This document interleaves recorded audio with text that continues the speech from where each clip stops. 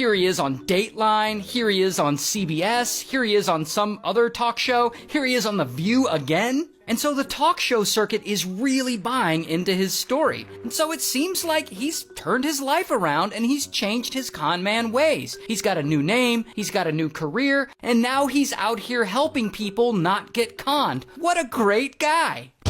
Until a few years later, in 1999, I guess he gets tired of being a fraud prevention specialist, and he's like, I think I'll go commit some more fraud myself. And he comes up with a whole new scam. He starts cold calling people and claiming he's producing a TV show, like a quiz game show, and that he's looking for investors. And he asks these people to invest in this show, and he says that former pro football player Joe Namath is going to be involved, and that this is going to get such good ratings, and it'll be such a huge hit, and they're all going to be so rich. But unfortunately for these investors, there is no quiz game show, and former pro football player Joe Namath, not involved. And any money these people give Steve doesn't go to produce anything for TV. It goes right into his pocket. And eventually he gets reported for this scam, and bam, he gets arrested again.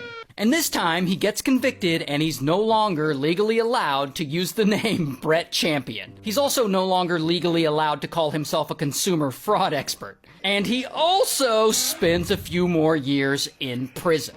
Then, soon enough, he's out again on probation, and does he stop his scamming ways and live a good, clean, wholesome life?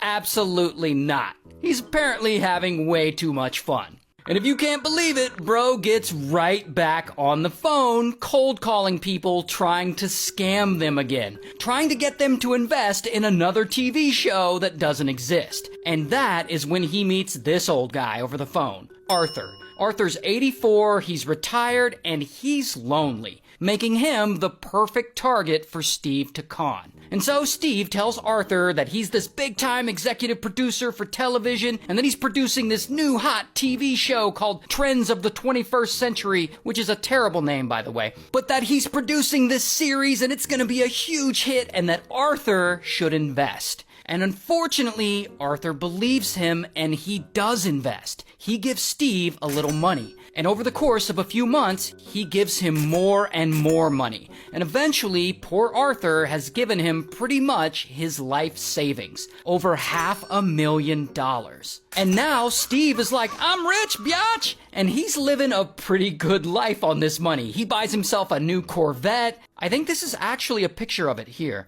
And then he uses some of this money to pay court-ordered restitution to his previous victims that he